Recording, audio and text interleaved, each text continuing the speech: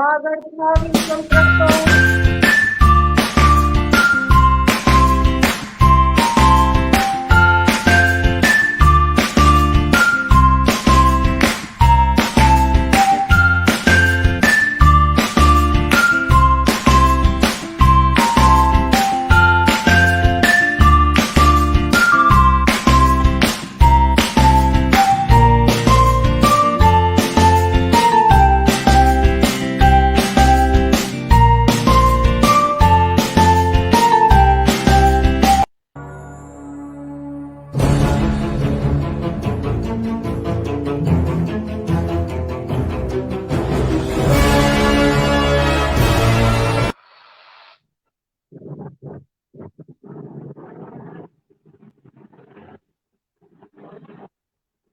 बोले मैडम, आप शुरू हो गए। वागर्थाविव सम्पृक्तौ वागर्थाविव प्रतिपत्तये जगत्पितरौ वन्दे पार्वती परमेश्वरौ। विदुर भूमि बिजनौर से मैं रचना शास्त्री यहाँ उपस्थित सभी सज्जनों को प्रणाम निवेदित करती हूँ। आइए आज आपको ले चलते हैं प्राचीन काल के कोल जनपद, जिसे वर्तमान में अलीगढ़ के नाम से जाना जाता है। जी हाँ, वही अलीगढ़ जहाँ के ताले बहुत मशहूर हुआ करते हैं। लेकिन आज हम आपको वहाँ के तालों के बारे में नहीं बता रहे, बल्कि आज हम उपस्थित हुए हैं एक वहाँ की महान साहित्यिक विभूति के साथ, जिन्हें प्रेम किशोर पटाखा जी के नाम से जाना जाता है। उनका नाम ही अपने आप में बड़ा अनुपम है। वो प्रेम भी है, किशोर भी है और पटाखा भी है। तो आइए आज उन्हीं के साथ एक साहित्यिक वार्ता आरंभ की जाए। आज उनका परिचय आदरणीय प्रेम किशोर पटाखा जी अलीगढ़ की धरती से हमारे बीच है। प्रणाम करती हूँ सर, स्वागत है आपका यहाँ। और बहुत बहुत आभार व्यक्त करती हूँ नरेश चंद्र जोशी जी का। हालांकि वर्तमान समय हमारे लिए बड़ा त्रासदी भरा रहा। अभी हाल ही में हमने अपने एक महान साहित्यकार आदरणीय कुंवर बेचैन जी को खोया है। वर्ष 2020 जनवरी में मुझे भी उनके साथ मिलने का अवसर मिला था, एक कार्यक्रम करने का अवसर मिला था, जो मेरे लिए बड़ी उपलब्धि थी। मैं उनको विनम्र शब्दों में श्रद्धांजलि अर्पित करती हूँ। और आपका स्वागत है सर। मैं सभी दर्शकों का आभार व्यक्त करता हूं कि मेरे लिए उन्होंने अपना समय दिया है। मैं आज इस कोरोना महामारी के महासंग्राम से युद्ध कर रहा हूं। मैं ही क्या, पूरा विश्व युद्ध कर रहा है। और इसी युद्ध में हमारे डॉक्टर कुंवर बेचैन जी परास्त तो नहीं हुए। मैं इसको परास्त नहीं कहता, बल्कि मेरे शब्दों में मैं इस पर ही अपनी एक काव्य रचना आपको सुनाता हूं। आखिर आज हम जीवन की इस लहर में कैसे गुमनामी में हो जाते हैं, लेकिन लहरें हमें सुख दुख का आभास कराती हुई निकल जाती हैं, और हम जीवन मृत्यु को क्या समझते हैं। आज मैं इसी पर आपको कुछ पंक्तियां सुना रहा हूं। जीवन की धारा में कल कल कल बहना है, सुख दुख की लहरें हैं, लहरों में रहना है। आगे क्या कहना है, आगे क्या कहना है। धरती पर माटी की सत्ता निराली है, पतझड़ का भाव लिए जग में हरियाली है। धरती पर माटी की सत्ता निराली है, पतझड़ का भाव लिए जग में हरियाली है। किरणों का जाल लिए सूरज नित आता है, किरणें छिप जाती हैं, सूरज छिप जाता है। जीवन के सूरज को छिपना है, उगना है, आगे क्या कहना है। सत्ता पर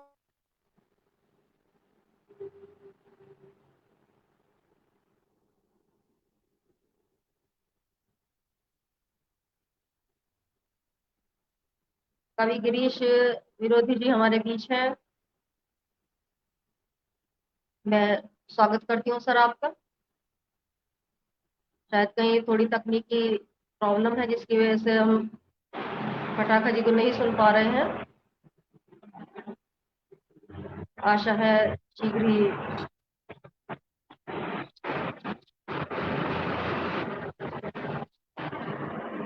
हम हमारे बीच होंगे।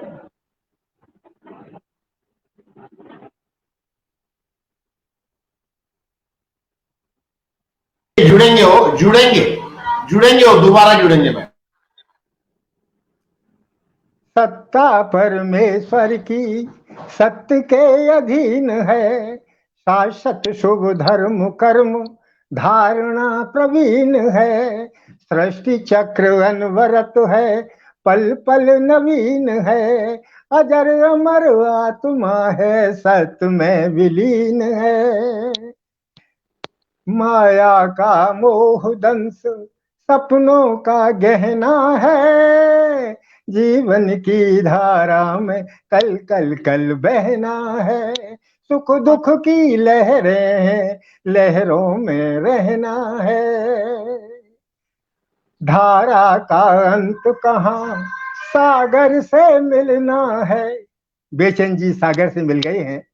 धारा का अंत कहाँ, सागर से मिलना है, जीवन के सतदल को दल दल में खिलना है। मौसम की कड़ियां हैं, दिन जैसे लड़ियां हैं, रिश्तों के धागे हैं, बंधन हथकड़ियां हैं, समय के प्रबंधन में बंधन में रहना है, कल कल कल बहना है। और अंतिम है, जीवन में मृत्यु है, पल पल डराता है, सच ये है मृत्यु से नव जीवन आता है, जीवन ही मृत्यु है, मृत्यु ही जीवन है, जीवन और मृत्यु का अद्भुत ये नर्तन है। नाटक का पर्दा है, उठना है गिरना है, जीवन की धारा में कल कल कल बहना है, जीवन की धारा। तो ये मेरे जीवन की धारा से जुड़ा हुआ गीत मैंने आपको सुनाया। मैं तो हास्य व्यंग का कवि हूँ, कविताओं से जुड़ता हूँ, लेकिन चाहता हूँ कि हम अगर असली खुशी चाहते हैं तो हमें अपने मन की प्रसन्नता सबको बांटनी होगी। और मैं सुनाता हूँ आपको अपना ये लोग गीत, लुटाता चल हंसी के पल। तेरा स्वागत करे हर पल, तेरी मुट्ठी में सारे हल, जो तू चाहे हंसी के पल, लुटा तू भी हंसी के पल। तेरा स्वागत करे हर पल, तेरी मुट्ठी में सारे हल, जो तू चाहे खुशी के पल, लुटा तू भी हंसी के पल। सूरज की किरण नभ से धरती पे उतरती है, सतरंग चुनरिया से दुल्हन सी संवरती है। सूरज की किरण नभ से धरती पे उतरती है, सतरंग चुनरिया से दुल्हन सी संवरती है। मौसम में बहारों का लहराता है आंचल, जो तू चाहे खुशी के पल। फूलों में छिपी खुशबू खिलते ही बिखरती है, पंछी उड़ान भरते हर साख चहकती है। सन सन सनन सनन सन होती हवा में हलचल, जो तू चाहे खुशी के पल, लुटा तू भी हंसी के पल।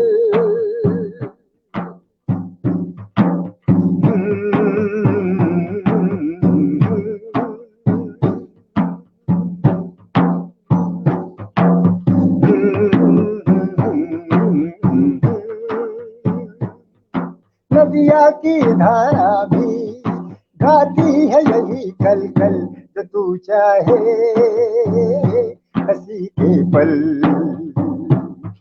शब्दों से जड़े मोती जब माला बनती है, मन पूजन अर्चन से भावों को बुनती है। शब्दों से जड़े मोती जब माला बनती है, मन पूजन अर्चन से भावों को बुनती है। नश्वर को स्वर मिलता परमेश्वर का संबल जो तू चाहे, हंसी के पल का तू भी हंसी के पल। तो इस तरह से जीवन की धाराओं के साथ हम संगीत के साथ जुड़ते हुए आगे चलते हैं और हम आपके हृदय में कमल रूपी पुष्प को खिलाते हुए मुस्कुराते हुए आगे चलते हैं। और इस तरह से जीवन धारा आगे बढ़ी, हंसी के पल आगे बढ़े। और मैं आपसे चाहेंगी, आप मुझे कुछ पूछ सकती हैं, मैं आपके सवालों का जवाब प्रयास करूंगा कि हमारे सुनने वाले सभी दर्शकों को आपकी मीठी वाणी का भी रस मिले, मेरी कविताओं का भी रस मिले और हम सब आनंद रस में डुबकी लगाएं। सर आपने जैसा, धन्यवाद सर, आप हास्य व्यंग्य के कवि हैं सर। मेरा मानना है कि कोई भी रस हो, लेकिन जब तक उस रस में आध्यात्मिक चेतना ना हो तो वो रस नीरस हो जाता है। तो ये जो आपका हास्य व्यंग्य, जो हास्य आपका रस है, इसमें आप आध्यात्मिक चेतना को किस रूप में देखते हैं सर? हास्य में हम आध्यात्मिक चेतना कैसे अनुभव कर सकते हैं? देखिए, हास्य रस अपने आप में एक संपूर्ण रस है और मैं समझता हूं कि इसी रस के अंदर सारे रस विद्यमान हैं। अगर हमारे पास हास्य रस है तो जितने भी नवरस है वो हमारे आसपास घूमने लगेंगे। लेकिन जैसे ही हास्य रस उन सबके ऊपर मुकुट बन जाता है, और मैं हास्य रस को मुकुट मानता हूं, तो ये मुकुट की लीला है। और जिसके पास हंसी का खजाना है उसके पास परमेश्वर का दिया हुआ सबसे बड़ा वरदान है। तो ये वरदान किसी किसी को मिलता है और जिसको मिलता है वो धन्य हो जाता है। और प्रभु की कृपा रही है कि मेरे पास हंसी की एक किरण मुझे भी मिली है। मैं भी आप लोगों को मुस्कुराहटें देता हूँ और मैं भी गुनगुनाता हूँ। तोहफाए हंसी लाए हैं हम आपकी खातिर, जितने उदास चेहरे थे रंगों से भर गए। मुस्कान बांटने का अंजाम क्या मिला, सारे जहां के गम मेरी झोली में भर गए। हस्ताक्षर बनाए तो हंसने लगे अक्षर, हस्ताक्षर बनाए तो हंसने लगे अक्षर। हंस हंस के ये मजाक भी हम पर ही कर गए। अच्छे भले थे आदमी अब कार्टून है, लगते उधर ही कह कहे हम जब जिधर गए। हर रोज धमाकों के बीच जी रहे हैं लोग, अब क्या हुआ कि आप पटाखा से डर गए। तोहफाए हंसी लाए हैं हम आपकी खातिर, जितने उदास चेहरे थे रंगों से भर गए। बहुत सुंदर सर, बहुत सुंदर सर। हमारे बीच कवि गिरीश विद्यार्थी जी हैं जो जानना चाहते हैं कि आपका उपनाम पटाखा क्यों पड़ा? ये दीपावली के दिन जन्म के कारण या आपके दिल में बच्चे? आपने सही कहा कि मेरा जन्मदिन दिवाली का है और दिवाली पर पटाखे क्या पूरा विश्व जो है मेरा जन्मदिन मनाता है, मैं तो ये मानता हूँ। और सच पूछिए तो ये उपनाम मुझे काका जी ने दिया था और उन दिनों काका जी के साथ हमारी कवि सम्मेलनों में उठक बैठक होने लगी थी और नाम भी उनका दिया हुआ था। वो कहते थे, बेटा हम काका तुम पटाखा, दोनों मिलकर डालो डाका। तो उनका आशीर्वाद मिला, जुग जुग जियो बेटा प्रेम किशोर, इतनी ख्याति मिली तुम्हें हुई विश्व में शोर। तो आज वही उनका आशीर्वाद फल रहा है और पटाखा आज आपके बीच में हाजिर है। तो ये पटाखा उपनाम की क्रिया है। वैसे मेरे मित्रगण मेरे इस नाम में संधि विच्छेद करते हैं। वो कहते हैं आप पटाखा तो हैं ही, लेकिन आप पहले पटाते हैं फिर खाते हैं, इसलिए पटाखा कहलाते हैं। इस पर हमने एक कविता भी बनाई थी। उन दिनों हम लखनऊ में थे और ये हम हजरतगंज में ले रहे थे मित्रों के साथ में, बस भ्रमण कर रहे थे। तभी हमारे बचपन के मित्र गिरधारी हमें दूर से देखा और आवाज मारी, चिल्लाकर बोले पटाखा। नाम के साथ ही छूट गया धमाका। लपक कर दीवान जी ने पकड़ लिया कॉलर, बोले बदतमीज लड़की छेड़ता है, कहाँ रहता है? अब इसी बीच हम उनके सामने हो गए प्रकट। हमने कहा जी हम हैं पटाखा। बोले अच्छा, ऐसा विस्फोटक नाम रखने का तुम्हारे पास लाइसेंस है? हमने कहा हुजूर इस नाम में तो साइंस सस्पेंस है, पहले पटाते हैं फिर खाते हैं। इस इतना सुनते ही दूसरा पुलिस वाला हंस दिया, बोला इस साइंस में तो पटाखा हम भी कहलाते हैं, पहले पटाते हैं फिर खाते हैं। बहुत क्रियाएं सुंदर। जुड़ जाती हैं, मुस्कुराहटों के झरने फूटने लगते हैं और हम समझते हैं कि परमात्मा ने हमें जो हास्य का वरदान दिया है ये हमारे लिए संजीवनी का काम करता है।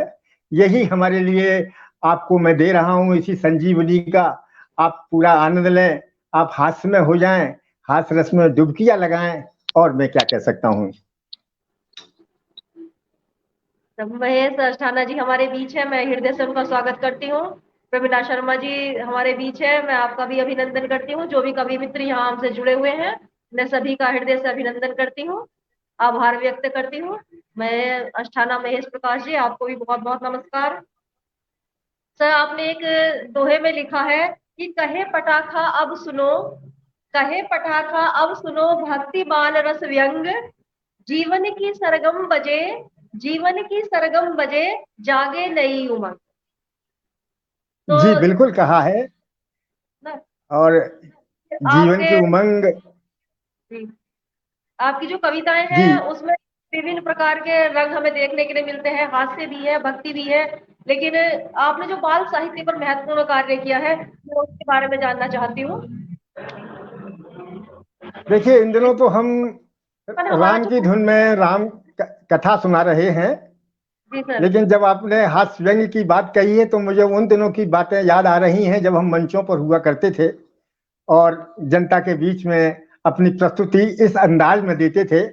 लीजिए वही एक अंदाज में सभी को, यानी 4 दशक पुराना अंदाज आपको मैं इस अंदाज में आज पेश कर रहा हूं। और मैं कैसे सुनाया करता था मंचों पर, उस समय की आप वानगी देखिए। मेरे साथ हुल्लड़ मुरादाबादी भी हुआ करते थे, मेरे साथ माणिक वर्मा जी भी हुआ करते थे, ओम प्रकाश आदित्य, अशोक चक्रधर, ये जितनी भी उस समय आज भी हैं ये सब लोग। लेकिन जिनमें से जो नहीं है उनको तो परमात्मा के पास वो अपनी ढपली बजा रहे हैं। और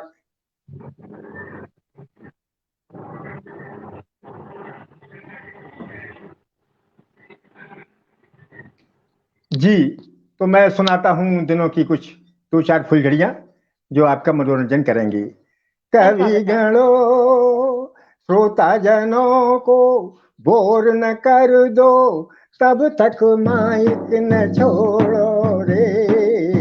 भागे श्रोता तो टांग पकड़ लो, खींचो कालर न छोड़ो रे।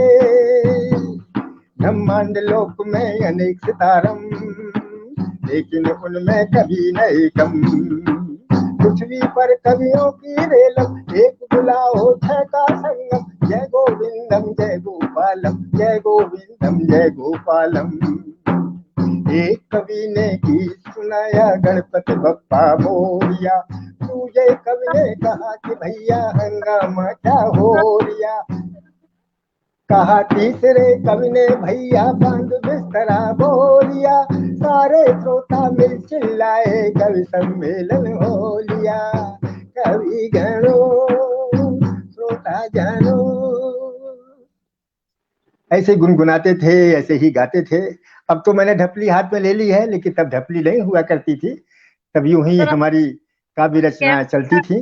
कैमरा ऑन कर लीजिए सर, आपकी वीडियो दिखाई नहीं दे रही सर।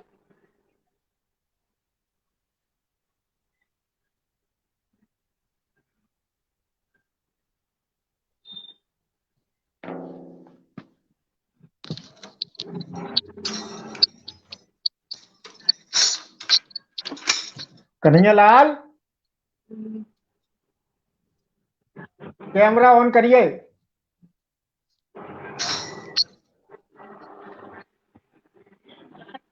कैमरा नहीं है, बैठे रह यार थोड़ी देर के लिए यार।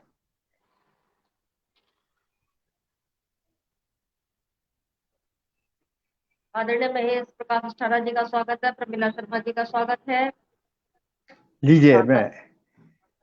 ये कैमरे का कमाल होता है, कभी गुल हो जाता है कभी गुलगुले हो जाता है। हाँ, तो बिल्कुल। मैं आपको पिछली यादों से जुड़े हुए था, जी और सर। इन इन दिनों की यादों से जो इन दिनों मैं कर रहा हूँ काम, वो मैं राम की धुन गा रहा हूँ, और राम की धुन में मुझे बड़ा आनंद आ रहा है। और आप लीजिए, चर्चा मैं करना। राम धुन का। जी सर। तो सर, इस समय देखते हैं कि बाल साहित्य लगभग लुप्त होने की तरफ है, बच्चों के लिए बहुत कम लिखा जा रहा है। तो ये जो बच्चों का नैतिक और आध्यात्मिक विकास में बाल साहित्य की क्या भूमिका है, आप इस पर प्रकाश डालिए सर, थोड़ा इसके बारे में बताइए। देखिए, बच्चों का जो लेखन है वो बाल मनोविज्ञान से जुड़ा है, जी सर। और जब हम बाल मनोविज्ञान से जुड़ते हैं तो बच्चों का मनोरंजन का ध्यान रखते हुए हमें अपनी बाल रचनाएं करनी चाहिए, क्योंकि बच्चे को खेल खेल में सब कुछ जानना चाहता है। उसके ऊपर बोझ नहीं बनाना चाहिए, क्योंकि बोझ बनते ही बच्चा बिल्कुल उसको अलग कर देगा। आप खेल खेल में बातें करिए, और बच्चा खेल खेल में उसको लेगा और अच्छी बातें सीख लेगा। मैंने गिनती का गीत लिखा, जिसमें मैंने गिनती बच्चों को सिखाई है, लेकिन उसके साथ साथ उन बच्चों को संस्कार देने की भी कोशिश की है। आखिर गिनतियां हमें क्या सिखाती हैं? 1 2 3 4 5 6, पास में अपने हिम्मत है। 1 2 3 4 5 6, पास में अपने हिम्मत है। 7 के आगे 8 9 10, मीठी बातों में है रस। 7 के आगे 8 9 10, मीठी बातों में है रस। 10 10 मिलकर होते भी झुके बड़ों के आगे सी। 10 10 मिलकर होते भी झुके बड़ों के आगे सी। 20 20 10 हुए 50, जागे जीवन में विश्वास। 20 20 10 हुए 50, जागे जीवन में विश्वास। हुए 50 25 75, हर मुश्किल से लेना टक्कर। हुए 50 25 75, हर मुश्किल से लेना टक्कर। जोड़ 75 में 25, देते सदा बड़े आशीष। जोड़ 75 में 25, देते सदा बड़े आशीष। एक के आगे सुने दो, कदम हमेशा आगे हो। सूरज की झोली में किरणें, किरणों की झोली में दिन। तक दिन दिन भाई तक दिन दिन, चल उठ झटपट गिनती गिन। तक दिन दिन भाई तक दिन दिन, चल उठ झटपट गिनती गिन। मेरी नजर में बच्चे हैं क्या? मैं बच्चों की 8 लाइनें और सुनाता हूँ। बच्चे हैं नैनों के तारे, उगते सूरज से उजियारे। बच्चे हर मन का आकर्षण, बच्चे भारत का है दर्शन। बच्चे अलग अलग भाषाएं, बच्चे हर मन की आशाएं। बच्चे वीणा की सरगम है, बच्चे नहीं किसी से कम है। सच्चे भारत की पहचान, मेरा भारत बने महान। आज के बच्चे कल जवान, कहलाएंगे हिंदुस्तान। मेरी धरती मेरी शान, मेरा भारत बने महान। बच्चे सजे हुए गुलदस्ते, बंद किताबों वाले बस्ते। खुलते ही मन को हर्षाते, नाचे मोर पंख फैलाते। जैसे पंछी धुन में गाते, जैसे खिले फूल मुस्काते। जैसे हर आंगन में गाते, जैसे घर घर खुशी लुटाते। बच्चे ईश्वर का वरदान, मेरा भारत बने महान। मेरा भारत बने महान। साहेब, ये आपका स्वागत है सर। जी जो भी दर्शक, जो भी श्रोतागण हमसे जुड़े हुए हैं, मैं उन सभी का हृदय से अभिनंदन करती हूँ। ज्योति राय जी हमारे बीच में उपस्थित हो गई हैं, बाला साहब जी हमारे बीच में उपस्थित हैं, आदरणीय लाल बहादुर शास्त्री जी हमारे बीच में उपस्थित हैं। मैं उन सभी का हृदय से अभिनंदन करती हूँ, हार्दिक आभार व्यक्त करती हूँ। सर, अगला प्रश्न मैं हास्य व्यंग से आपको फिर से जोड़ती हूँ। जो बच्चों के साथ साथ हम अपनी युवा पीढ़ी को भी जो है नजरअंदाज नहीं कर सकते, और कविता सबसे ज्यादा युवा पीढ़ी को ही प्रभावित करती है। तो आप हास्य व्यंग को युवाओं के नैतिक विकास में, क्या भूमिका है हास्य व्यंग की? जो हमारी युवा पीढ़ी है उसके नैतिक विकास में आप हास्य व्यंग की भूमिका को किस प्रकार देखते हैं? देखिए, युवाओं में हास्य व्यंग के माध्यम से युवा को एक नई ऊर्जा प्रदान होती है। हास्य व्यंग के रंग में जब युवा आज के समस्याओं से, आज के सटीक प्रश्नों से जूझता है, तो हास्य व्यंग उनको एक मनोबल प्रदान करता है। हास्य व्यंग से हर कठिन से कठिन समस्या चुटकी बजाती हुई हल हो जाती है, क्योंकि हास्य व्यंग युवाओं के लिए बहुत जरूरी है। हास्य व्यंग से युवा उछलते कूदते आगे बढ़ते हुए अपने शिखर तक पहुंच सकते हैं। हास्य व्यंग के रंग में रहना बहुत जरूरी है। हास्य योग वरदान है, इस पर कविता भी मैंने कभी लिखी थी जो मुझे याद आ रही है, 4 पंक्तियां आप उसकी भी सुन लीजिए।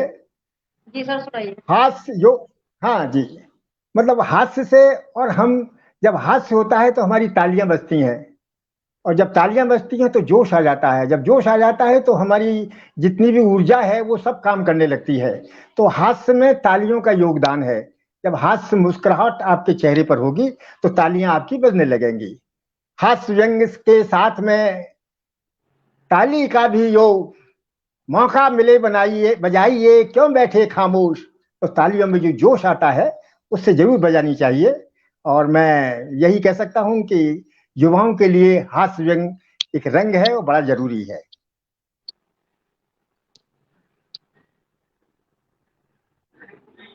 मैंने देखा सर कि आपने हास्य व्यंग्य के माध्यम से केवल हास्य को लेकर के केवल मनोरंजनात्मक रचना ही नहीं की, बल्कि बड़ी गहराई के साथ, बड़ी मार्मिकता के साथ अनेक ऐसी हमारी जो विसंगतियां हैं, अनेक ऐसी रूढ़ियां हैं, या कहूँ कि जो मतलब हमारे समाज को दूषित किए हुए हैं जो परंपराएं, आप अपने व्यंग के माध्यम से, अपनी कविताओं के माध्यम से उन पर भी प्रहार करते हैं। जो हमारा वर्तमान समय बिल्कुल। है, कोरोना जैसी त्रासदी से गुजर रहा है, आप इस त्रासदी के लिए किसको जिम्मेदार मानते हैं? आपकी दृष्टि में इस त्रासदी का कारण क्या है? मैं इसके लिए, हम खुद जिम्मेदार हैं, क्योंकि हमने प्रकृति का जो भंग कर दिया है, प्रकृति का हमने पेड़ काट दिए, हमने वायु को दूषित कर दिया, हमने जल को दूषित कर दिया। ये सब प्रकृति का प्रकोप है, और मैं ये भी मानता हूं कि प्रकृति ही इसका हल ढूंढेगी, क्योंकि प्रकृति के अंदर ही पेड़ उखाड़े, हवा बिगाड़ी, ये सब जो हमने किया है, ये इसका ही परिणाम है कि आज हम इस कोरोना जैसे महासंकट से जूझ रहे हैं। लेकिन एक दिन ये सब सही होगा, और मैं कह सकता हूं कि हवाएं फिर बहने लगेंगी, पंछियों के दल फिर आने लगेंगे, फिर वही धाराएं बहने लगेगी। बस अब हमें प्रकृति का ख्याल करना है, क्योंकि प्रकृति से प्रेम ही हमारा इन सब समस्याओं से जूझने के लिए एक शक्ति प्रदान करेगा। तो जो प्रकृति से जुड़ गया वो सब कुछ पा जाएगा। इसलिए हमें प्रकृति का प्रेम हमें उजागर करना चाहिए, प्राकृतिकता के ही हमें अनुकूल रहना चाहिए। इस पर एक लंबी रचना है, लेकिन वो मैं यहाँ नहीं सुना सकता, क्योंकि उसमें समय भी नहीं है हमारे पास। उसके कुछ बोल, जब चाहा आघात कर दिया। हवा बिगाड़ी पेड़ उखाड़े जो जग के हितकारी, खिलने से पहले ही अपनी उजड़ गई फुलबारी। लक्षण बता रहे हैं युग के, धरती डामाडोल, अब सोचो कैसे बच पाए अपना ये भूगोल। अब भी समय संभल सकते हो, समझो इसे इशारा, बने प्रकृति अपनी हमजोली, सब कुछ प्यारा प्यारा। साथ रहेगी प्रकृति हमारी, सभी साथ हो जाएं, चंदा सूरज नभ के तारे मिलकर मिलकर ताल मिलाएं। जैसा वातावरण रहेगा वैसा ही मन होगा, जहां प्रेम की सुरभ बहेगी वह चंदन बन होगा, वह चंदन बन होगा। तो चंदन बन तो हो जाएगा हमारा विश्व में, ऐसी मुझे ऐसी कल्पना है और मैं ऐसा विश्वास करता हूं। तो ईश्वर से प्रार्थना है कि आपकी बात शीघ्र ही पूरी हो। तो वर्तमान समय में जो ये त्रासदी है, इसको दूर करने में कवि और कविता की क्या भूमिका? यानी किसको दूर करने में, एक बार फिर आप अपना प्रश्न दोहराएं। सर, ये जो इस समय हम इस संकट के काल से गुजर रहे हैं, इस समय मैं समझती हूँ कि जी, व्यक्ति शारीरिक से कम और मानसिक रूप से ज्यादा अवसादग्रस्त है। तो इस अवसाद को दूर करने में कवि और कविता की क्या भूमिका है? देखिए, इस अवसाद में कवि और कविता की अहम भूमिका है, क्योंकि कविता के माध्यम से कवि अपनी कल्पनाओं के रंग आपके बीच में डालेगा और आपको खुशी प्रदान करेगा। कवि की कल्पनाएं आकाश गंगा हो जाती हैं, और जब आकाश गंगा से गंगा की अमृत धारा बहती है, शब्दों के फूल खिलते हैं, तो जरूर हमारी सारी क्रियाएं अपने आप ठीक हो जाती हैं। तो इस संकट से उबारने में कवि और कविता विशेष भूमिका में है, और हर कवि को कोरोना जैसे महासंकट से जूझने के लिए, अपनी शक्ति प्रदान करने के लिए अपनी कविताओं के रंग को जन जन तक पहुंचाना होगा, क्योंकि हम इसके अलावा हमारे पास और कोई ऐसा रस नहीं है, क्योंकि कवि और कविता ही है जो हमारे मन से जुड़ती है, और मन से जुड़ने वाली बात अगर होती है तो अच्छी निकलती है, लोग उसका प्रभाव होता है। तो मैं तो यही कहूंगा कि कवि और कविता आज के संदर्भ में बहुत जरूरी है। सर बहुत सुंदर विचार आपके सर। सर थोड़ा सा अब हम चलते हैं काव्य मंच की ओर। आपने एक लंबा समय काव्य मंच पर बिताया है और बड़े करीब से आपने उस भूमिका का निर्वाह किया बड़ी सुंदरता के साथ, और एक मंच कवि के रूप में भी आपने अपने आप को स्थापित किया है। तो थोड़ा सा मैं मंच कविता की ओर आपको ले चलती हूँ और वहीं से कुछ प्रश्न आपके लिए हैं। तो ये बताइए, कविता के विकास में काव्य मंचों का क्या योगदान है सर? मेरी नजर में कविता काव्य मंच का बहुत बड़ा योगदान है। उस जमाने में रात रात भर कवि सम्मेलन चला करते थे, कवि कविताएं करते हुए आगे निकलते थे, और एक एक तरह से मैं कह सकता हूँ आज तो वो स्थिति नहीं है, लेकिन हमें याद है कि महीने में 30 दिन होते थे और 32 कवि सम्मेलन हम करते थे। तब हम घूमते थे, तब हमें लगता था कि काव्य मंच आज के संदर्भ में बहुत बड़ी भूमिका निभाता है, और काव्य कविता और कवि और ये मंच मिलकर के अगर ये परमात्मा करे ये सब कुछ ठीक हो जाए, तो फिर एक बार कविता का मंच फिर वही प्रकाशित होगा, फिर उठेंगे कवि, फिर मिलेंगे आपसे, फिर जोश भरेंगे आपके अंदर, क्योंकि कविता कविता का कर्म है जोश भरना। और कविता जो है जब कवि खुद अपने मुख से सुनाता है, जब हास्य की फुलझड़ियां छोड़ता है, वीर रस का रंग आपके बीच में डालता है, तो आपके अंदर जो जोश बनता है बस वही जीवन का सबसे बड़ा प्रकाश है, और वो प्रकाश देने का काम कवि करता है। तो हम तो प्रकाश देने का काम करते हैं, आपके अंदर प्रकाशित होते चलें, आगे बढ़ते चलें। जीवन की नैया है, और ये नैया जो है डगमगाए नहीं, इसके लिए भी कविता बड़ा सहारा देती है। काव्य में बड़ी शक्ति है, और आप चूंकि खुद कवित्री हैं, आप जानती हैं कि कविता का जो सरगम है वो कितनी धड़कनों के साथ जुड़ जाता है, और हम उन धड़कनों में जब सरगम ढूंढते हैं तो वातावरण चहचहाने लगता है, पंछी भी धुनगाने लगते हैं, मुस्कुराने लगते हैं। ये सब कविता का ही रस है, कविता में आनंद की संपूर्ण अनुभूति है। और मैं चलते चलते आपको रामधुन का एक और रंग आपके बीच में देता हुआ चाहूंगा कि आज के वातावरण में राम की धुन बहुत जरूरी समझता हूं मैं, क्योंकि राम धुन जब बजेगी तो वातावरण में स्वतः ही ऊर्जा प्रदान हो जाएगी, और सभी सात्विक विचार जो हैं हमारी राम धुन में आ जाएंगे। क्योंकि राम धुन नहीं है बल्कि ये राम संकीर्तन है। मैं कीर्तन की धुन में राम की कथा सुनाता हूँ। मैं एक छोटा सा प्रसंग सुना रहा हूँ कि जब राम हनुमान का मिलन होता है तब उस समय का चित्रण देखिए, और राम धुन में गूंजिए, राम धुन गुनगुनाइए, और मेरे राम की कीर्तन में आप भी शामिल हो जाइए, और मन लगे तो आप भी गुनगुनाते चलिए। राम मिलन हनुमान का बरसे कृपा पार, हृदय लगाया राम ने पाया परम दुलार। क्षण अदुब तो हनुमत पाए, क्षण अदुब तो हनुमत पाए। आपका कैमरा ऑफ हो गया, आप कैमरा फिर से। हाँ बिल्कुल, मैं अभी ठीक। हाँ, क्षण अदुब तो हनुमत पाए, श्री राम ने गले लगाए, पाकर प्रभु का लिंगन हनुमत मन में हर्षाए। जग के त्रिलोकी दाता सुधु हनुमान की आई। सिया राम नाम सुखदाई, सबके सिया राम सहाई। भजो राम भजो राम भजो राम। हनुमान का नम्र निवेदन, नित करूं आपका वंदन।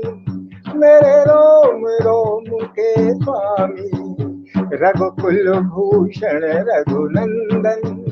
वही राम कृपा की वर्षा, युग युगों अमरता पाई। सिया राम नाम सुखदाई, सबके सिया राम सहाई। भजो राम भजो राम। सुग्रीव ने व्यथा सुनाई, मेरा बड़ा धर्मी भाई। मैंने राजपाट और पत्नी, भाई के हाथ गवाई। बस एक ही तीर चलाया, बाली ने मुक्ति पाई। सिया राम नाम सुखदाई, सबके सिया राम सहाई। भजो राम भजो राम भजो राम।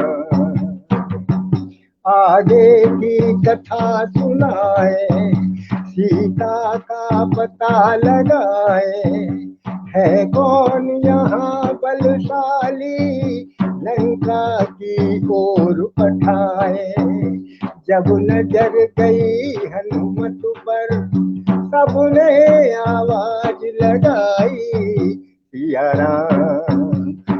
राम नाम सुखदाई, सबके सिया राम सहाई। भजो राम भजो राम। आभास हुआ हनुमत को,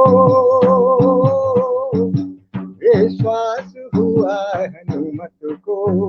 श्री राम के भक्त दुलारे, जागा प्रकाश हनुमत को। बल भूल गए थे अपना, वो शक्ति याद दिलाई। सिया राम नाम सुखदाई, सबके सिया राम सहाई। भजो राम भजो राम भजो राम। और अब जो मैं चित्रांकन जो प्रस्तुतिकरण दे रहा हूँ, वो समय का है जब हनुमान जी अपने विराट रूप में आते हैं, पर्वताकार हो जाते हैं। गुण ज्ञान ध्यान गंभीरा, हनुमत का बड़ा शरीरा। हुंकार गगन में गूंजी, उठ खड़ा हुआ बलवीरा। श्री राम का सुमिरन करके, आकाश छलांग लगाई। सिया राम नाम सुखदाई, सबके सिया राम सहाई। भजो राम भजो राम। रची राह में सुर सा माया, कई योजन मुख फैलाया। अंजन सुत राम सुमिर मन, अपना लघु रूप बनाया। घुस गए झट बाहर आए, सुरसा मन में मुस्काई। सिया राम नाम सुखदाई, सबके सिया राम सहाई। भजो राम भजो राम। हनुमान लंकनी रोका, है कौन यहाँ कह टोका। झट मार मुष्टिका अंदर, पीछे मुड़ नहीं बिलोका। गिर पड़ी लंकनी नीचे, लंका पर आफत आई।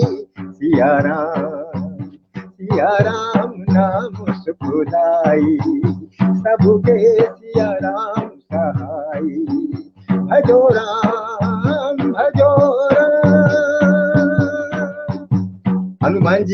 पहली भेंट लंका में विभीषण जी से होती है। जप रहे विभीषण माला, प्रभु भक्त का रूप निराला।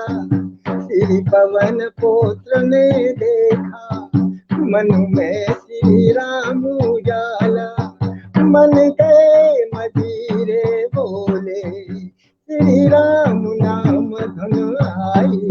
सिया राम सिया राम। और जब लंका में आग लगाते हैं उस समय का चित्रण देखिएगा। यहाँ आया कौन प्रतापी, लंका की नगरी कांपी। जब पूंछ में आग लगा दी, सब जल गए भुन गए पापी। धूं धूं जला दी लंका, धूं धूं जला दी लंका। सोने की जिसे बना, राम नाम सुखदाई। सबके सिया राम सहाई। भजो राम भजो राम भजो राम। और ये चित्र देखिए, जब भगवान श्री राम हनुमान जी के रोम रोम में विराजमान हैं, इसको सिद्ध करने के लिए हनुमान जी ने अपना सीना चीर करके भी दिखाया। ये आपको चित्रण जो है बहुत आनंदित भी करेगा, प्रफुल्लित भी करेगा। और इस चित्र के अंदर राम कहाँ कहाँ विराजमान है ये भी आपको बताएगा। अब पुरस्कार सब पाए, श्री हनुमान हर्षाए। मेरे मन में राम बसे हैं, कह छाती चीर दिखाए। रोम रोम राम राम राम राम रोम रोम, रोम रोम राम राम राम राम रोम रोम। हृदय राम कंठ राम, नैन राम मुकुट राम। भुजा राम हाथ राम, साथ गदा राम है। जहाँ राम वहाँ राम, धरा राम गगन राम। मगन मारुति के रोम रोम राम राम है। राम स्वर है राम ताल, राम के मजीरे बोल। राम की खड़ताल बजे, राम के नगाड़े ढोल। जहाँ बोल वहाँ बोल, राम चाहे जहाँ बोल। बैठे बोल ठाड़े बोल, राम बोल डोल डोल। राम को लगे न मोल, राम मिले बिना मोल। राम बोल राम बोल, राम नाम प्यारे बोल। राम नाम में कितना बल है, लगा नहीं अनुमान। राम नाम को लेकर उड़ गए पवन पुत्र हनुमान। सियावर रामचंद्र की जय, पवन सुत हनुमान की जय। बोलिए संत जनों की जय।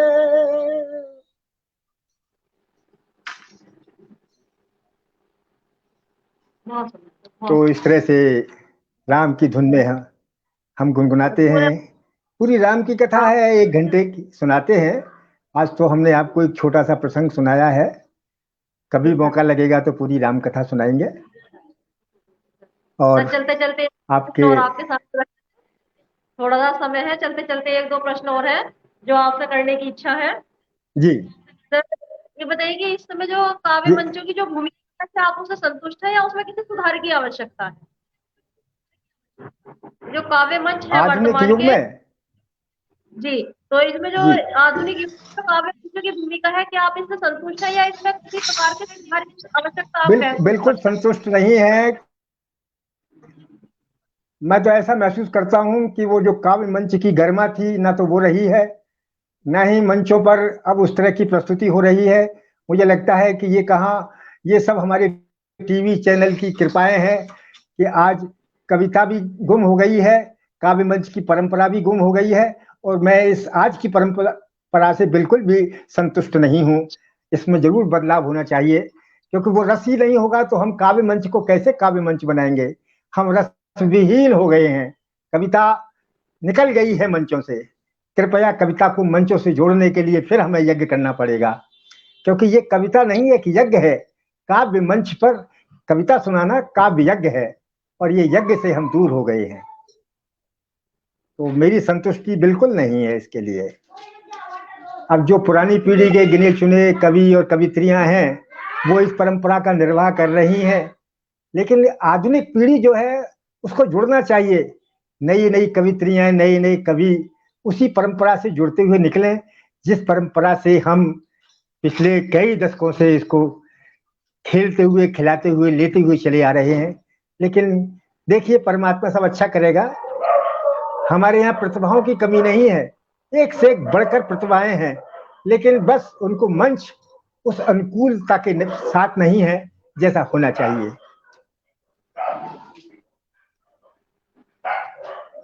पर मैंने देखा जी कि बताएं। और कई टीवी चैनल कई कार्यक्रम में भी आप प्रस्तुतियां दे चुके हैं और दे रहे हैं, लगातार बने हुए हैं। तो क्या दूरदर्शन की कोई भूमिका है कविता के विकास में? इन कार्यक्रमों से कविता के विकास, कविता को कोई बढ़ावा मिलता है? हाँ, बिल्कुल मिलता है। जो अच्छे चैनल, जिनको ये समझ है कि कविता का कैसा मंच होना चाहिए और वो उसी के अनुकूल और अनुरूप उस प्रोग्राम को करते हैं, तो उसकी महत्ता बढ़ जाती है। मुझे तारीफ करनी चाहिए, शैलेश लोढ़ा ने इस क्षेत्र में बड़ा प्रभावी कार्य किया है और उसने कवियों को बड़े अच्छे ढंग से प्रस्तुत करने का जो मंच दिया, वो मंच बहुत से कवियों के लिए वरदान बन गया। तो इस तरह की परंपराएं होनी चाहिए चैनलों पर, अच्छी परंपराएं। तो उनकी भी भूमिकाओं की मैं प्रशंसा करता हूँ। काव्य मंचों की भूमिका के लिए टीवी चैनल भी, और हम हर वर्ष जो है ठहाका हास्य कवि सम्मेलन करते हैं यहाँ अलीगढ़ में, उसमें भी हम उसी परंपरा का निर्वाह करते हैं और पुरानी पीढ़ी के कवियों को बुला करके उनका सम्मान करते हैं, अभिनंदन करते हैं। और पिछले जो मेरा बेटा है वो इसका संयोजक होता है और बनाता है कार्यक्रम। बड़े विराट कार्यक्रम बनते हैं, लोग इंतजार करते हैं। अच्छे कार्यक्रम का सभी इंतजार करते हैं, और हमारे उस कार्यक्रम को साल भर तक लोग इंतजार करते हैं कि ठहाका कवि सम्मेलन कब है। तो हम कुछ इस तरह का मंच प्रदान करें कि लोग उसका इंतजार करें कि ये कार्यक्रम कब होगा। बड़े बड़े शहरों में बड़े बड़े अच्छे आयोजन होते हैं। जयपुर में गीत चांदनी है, क्या कार्यक्रम होता है। तो इस तरह से काव्य चल रहा है मंचों का, लेकिन धीरे धीरे कुछ कम हो गया है। मैं चाहता हूं कि इसमें बढ़ोतरी हो।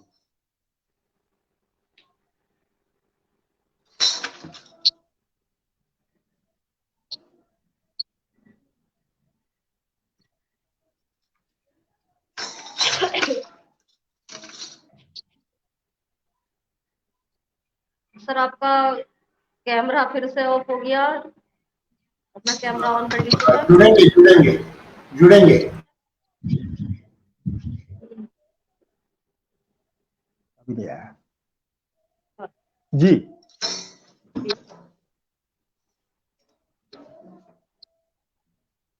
सर, अपना कोई ऐसा संस्मरण सुनाइए मंच से यादगार हो। आपने अनेक ऐसे मंचीय कार्यक्रम किए हैं, तो अपना कोई कोई संस्मरण जो आपको हमेशा याद हो, जिसे आप मतलब हम सबके बीच में बांटना चाहे, सबसे जो है साझा करना चाहे, ऐसे यदि कोई संस्मरण है तो हम उसे सुनना चाहेंगे।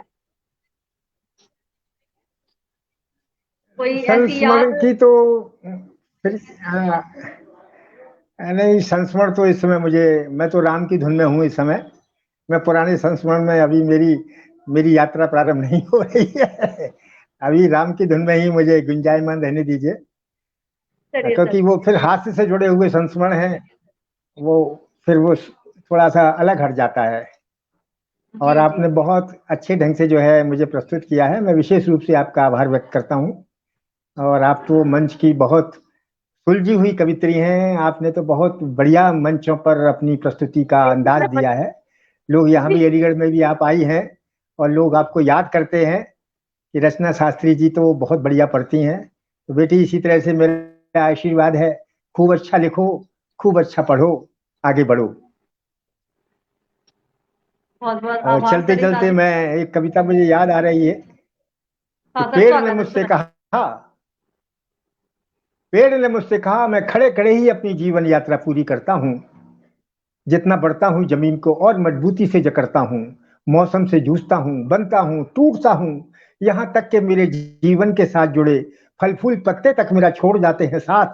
रहते हैं तो सिर्फ हिम्मत के दो मजबूत हाथ, और तुम्हारे पास तो चलने के लिए पैर हैं, साथ में धड़कता हुआ दिल, फिर कहाँ कैसी मुश्किल। उठो, चल पड़ो, सूरज के रथ के समान होकर गतिमान। जब तुम्हारे हाथों की बंद मुट्ठियां खुलती हैं, राहें बदलती हैं, भोर की किरणें तक स्वागत में मिलती हैं। उठो, चल पड़ो। बस इसी कामना के साथ पेड़ से आशीर्वाद लेते हुए और उसके हौसले को बुलंदी पर, जिनके पास में अपना हौसला होता है उन्हीं के पक्ष में फैसला होता है। तो हमें अपना हौसला बरकरार रखना है और हमें आगे बढ़ते रहना है। ये झंझट, ये परेशानियां, ये कोई उलझाव नहीं देती, क्योंकि हौसलों के आगे सब कुछ शून्य हो जाता है। डाल पर बैठे पंछी को अपने पंजों से अधिक अपने पंखों पर विश्वास है, क्योंकि उसके पंखों में पूरा आकाश है।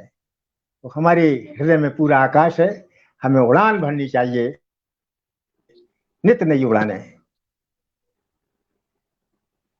तो हमारी आने वाली युवा पीढ़ी के लिए, हमारे बच्चों के लिए आप क्या संदेश देना चाहेंगे?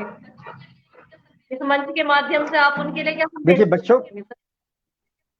देखिए बच्चों के लिए तो मैं यही दूंगा कि वो अपने संस्कारवान जुड़े, संस्कारवान बने, क्योंकि संस्कार है जो हमें पतवार का काम करता है। मैंने पहले कहा है कि जीवन की एक नैया है और ये लहरों पर चलती है, और हमारे संस्कार उसको पतवार बन करके सहारा देते हैं, और जीवन नैया बड़े आसानी से पार हो जाती है। तो मैं तो यही चाहूंगा कि बच्चों में संस्कार दिए जाएं। हर बच्चे के संस्कार उसे घर से मिलते हैं, तो घर से ही, परिवार से ही उसको अच्छे संस्कार मिले और बच्चे संस्कारों के साथ आगे बढ़े, तो वो अपने अपने मंजिल तक पहुंचने में उन्हें कोई रुकावट नहीं होगी। संस्कार की सहायता से वो सब कुछ पा सकते हैं। एक तो ये बच्चों के लिए हो गया, और जो हमारी युवा पीढ़ी है, युवा पीढ़ी को थोड़ा सा मैं चाहूंगा कि वो भी अपने कुछ आध्यात्मिकता का भी उनके अंदर योग होना चाहिए, क्योंकि जब युवा होने लगते हैं तो वो आध्यात्मिक चिंतन से भी थोड़ा जुड़े, वो भी उनको बड़ा बल प्रदान करेगा। और बाकी तो हरि कृपा अनंता, जो हो रहा है शुभ हो रहा है, और जो होगा शुभ होगा। चिंता की कोई बात नहीं है, परमेश्वर की ओर से है चिंतन सौगात, और चिंतन से चिंतन जुड़े, चिंता की क्या बात। चिंता यह मत सोचो आएगा देने यहाँ प्रकाश, खुद अपने सूरज बनो लेकर के विश्वास। वृद्ध जनों का जिस डगर होता है सम्मान, साक्षात वहां धर्म है, वह पथ तीर्थ मान। हमें अपने माता पिता बुजुर्गों को पूरी तरह से सम्मानित करना चाहिए, क्योंकि उनमें ही हमारे सभी तीर्थ बसे हुए हैं। हम उन बुजुर्गों को न भूल जाएं। और क्या, बस यही आकाश और प्रकाश के साथ हम बढ़ते रहें और आगे निकलते रहें। करें कमाई पुण्य की, वह घर स्वर्ग समान, सभी शक्तियां साथ दें हर सुख का वरदान। हमारे कर्म ही हमारी सुख की शक्तियां हैं। हम अपने कर्मों पर विशेष नजर रखें, हमारे कर्म ही हमारी शक्ति बनकर हमें आगे बढ़ाएंगे। जय हो, जय भारत, जय हिंदुस्तान। बार बार सभी को प्रणाम, अभिनंदन, वंदन। और विशेष रूप से आपके लिए रचना जी, आपने बहुत अच्छे ढंग से आज की ये प्रस्तुति से हम सबके हृदय रूपी कमल में एक आनंद की खुशबू बिखेर दी है। बार बार आभार। और विशेष रूप से मैं आज के संयोजक माननीय श्री जी, जिन्होंने आज मुझे आपके पटल पर प्रस्तुत किया है, मैं उनका भी हृदय से वंदन करता हूं। और मैं कह सकता हूं कि उनकी ये यात्रा जो काव्य मंचों के साथ चल रही है, और बाकी ठीक चलता रहेगा, और चलते रहेंगे हम सब इसी तरह से। और बस, और क्या कहें, आपने एक अच्छा योग जोड़ा है, आपने एक अच्छा मंच बनाया है। इस मंच पर अच्छे लोगों की प्रस्तुति ही आपका अंदाज है, बस यही आपकी आवाज है, और मैं इसके लिए आपको वंदन करता हूं। धन्यवाद।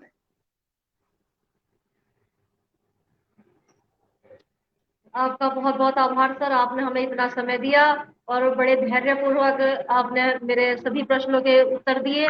न केवल उत्तर दिए, बल्कि आपके प्रत्येक उत्तर से मैं संतुष्ट हुई हूँ।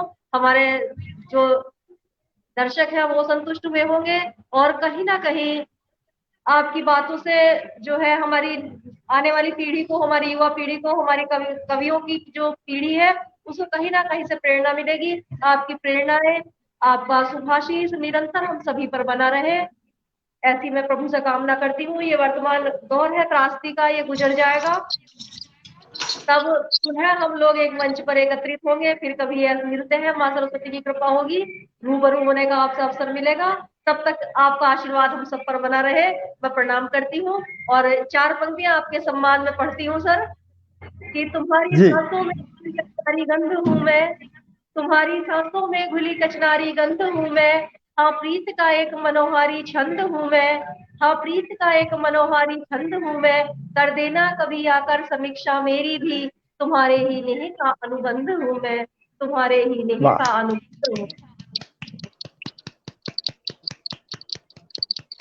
आपका आशीर्वाद निरंतर हम पर यूं ही बरसता रहे, यूं ही बना रहे, आपकी राम कथा अनवरत चलती रहे और शीघ्र ही हम इस भयानक त्रासदी से पार पाले और उसके बाद पुनः वही माँ सरस्वती के मंच हो और वही उनकी वंदना, ऐसी मेरी प्रभु से कामना है। प्रणाम। हाँ, जय अभिनंदन। हो। प्यारे